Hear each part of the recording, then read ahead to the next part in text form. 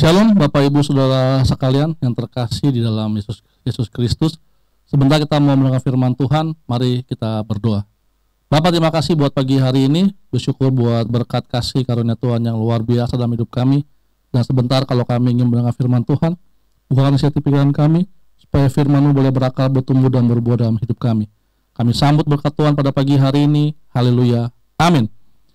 Bapak Ibu Saudara sekalian, pada pagi hari ini saya ingin membawakan renungan dengan judul Jangan Menjadi Serupa Dengan Dunia Ini.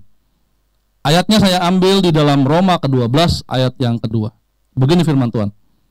Janganlah kamu menjadi serupa dengan dunia ini, tetapi berubahlah oleh pembaharuan budimu, sehingga kamu dapat membedakan manakah kehendak Allah, apa yang baik dan yang berkenan kepada Allah dan yang sempurna. Ayatnya saya nggak ambil banyak, saya hanya ambil di bagian A. Janganlah kamu menjadi serupa dengan dunia ini. Pertanyaan besarnya adalah seperti ini Bapak Ibu. Serupa dengan dunia ini. Dunia ini siapa sih? Dunia ini adalah tempat pembuangan. Pembuangan apa? Pembuangan orang-orang yang berdosa. Lucifer saja itu dibuang ke bumi oleh Allah. Bumi ini adalah tempat pembuangan. Makanya Tuhan bilang jangan kita menjadi serupa dengan dunia ini. Nah, yang membuat Lucifer iri dengan manusia adalah sama-sama berdosa, tetapi manusia masih bisa balik ke dalam kerajaan surga, sedangkan Lucifer tempat keabadiannya adalah neraka. Surga tidak akan pernah lagi menjadi tempat terakhir bagi Lucifer.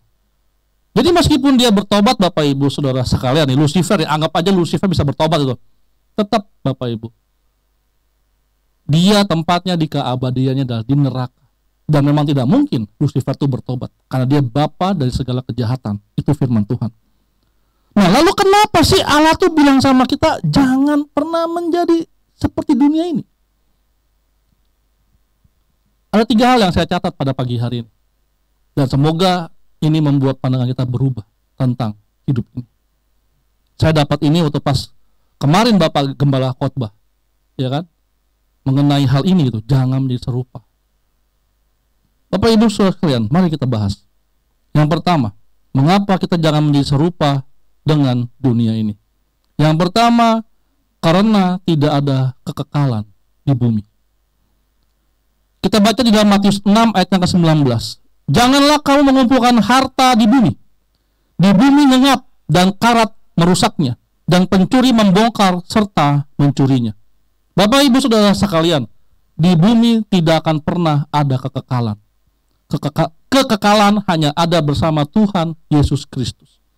Makanya kenapa Allah bilang jangan kita menjadi serupa dengan dunia ini. Karena di dalam dunia ini itu tadi penuh dengan kejahatannya dan sebagainya macamnya. Nah, sebagai orang-orang percaya kita tuh bagaimana gitu? Makanya kita berdoa di bumi seperti di surga. Maksudnya supaya kita bisa membawa kedamaian di surga itu seperti di bumi. Kedamaian yang sejati. Permasalahannya bisa tidak. Firman Tuhan bilang tidak ada kekekalan di bumi ini. Kita hanya sementara. Tempat tinggal kita bukan di bumi. Itu yang pertama.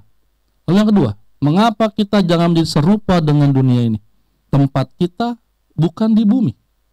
Firman Tuhan dalam 2 Korintus 5 ayat yang pertama, karena kami tahu bahwa jika kemah tempat kediaman kita di bumi ini dibongkar, Allah telah menyediakan suatu tempat kediaman di surga bagi kita, suatu tempat kediaman yang kekal yang tidak dibuat oleh tangan manusia. Mengapa kita jangan serupa dengan dunia ini? Karena kita bukan bagian dari bumi ini. Kedamaian surga bisa kita bawa di bumi. Tetapi tempat kita tetap bukan di bumi ini. Tempat kita di surga sana bersama Tuhan kita. Permasalahannya banyak orang yang gak sadar. Mereka mati-matian hidupnya, mengejar sesuatu yang sia-sia, mempergunakan hal yang tidak baik dalam hidup mereka, yang mengakibatkan mereka tambah jauh daripada Tuhan. Mereka lupa tempat mereka bukan di bumi. Orang diberikan talenta, harusnya dipergunakan dengan baik untuk kemuliaan nama Tuhan. Tetapi ini dipuaskan hanya untuk hawa nafsunya mereka, yang mengakibatkan, sekali lagi, mereka memperbanyak harta di bumi. Salah nggak sih punya harta di bumi? Nggak salah, Bapak Ibu Saudara sekalian. Yang jadi pertanyaannya, dipergunakan buat apa hartanya? Lalu yang kedua, apakah karena harta kita menjadi lupa diri akan Tuhan? Banyak orang yang disusahkan karena harta. Karena uang, dia mencari mati-matian, tetapi hidupnya pun tetap sama dan tidak pernah berubah. Yang terakhir, mengapa kita jangan menjadi serupa dengan dunia ini? Di bumi ini hanya ada kesia-siaan. Ayub 7 ayat yang pertama berkata begini, bukankah manusia harus bergumul di bumi dan hari-harinya seperti hari-hari orang upahan? Dalam Pengkhotbah 1 ayat 14 berkata, aku telah melihat segala perbuatan yang dilakukan orang di bawah matahari, tetapi lihatlah, segala sesuatu adalah kesia-siaan dan usaha menjaring angin. Lalu yang terakhir, Pengkhotbah 2 ayat 17, oleh sebab itu aku membenci hidup, karena aku menganggap menyusahkan apa yang dilakukan di bawah matahari, sebab segala sesuatu adalah kesia-siaan dan usaha menjaring angin.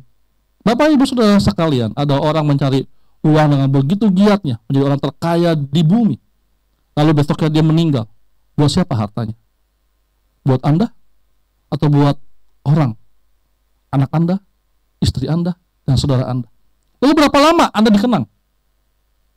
10 tahun? 20 tahun? Bapak Ibu Saudara sekalian, mari kita sadar, tempat kita bukan di bumi. Sebab itu, jangan pernah mau menjadi seperti bumi ini. Bumi yang tidak penuh kekekalan. Bumi yang penuh hanya ada kesia-siaan. Karena kita sama-sama tahu, tempat kita bukan di bumi ini. Tempat kita di surga bersama Allah kita. Mari kita berdoa. Bapak, terima kasih buat pagi hari ini. Kami bersyukur, kami belajar bahwa bumi ini bukan tempat kami.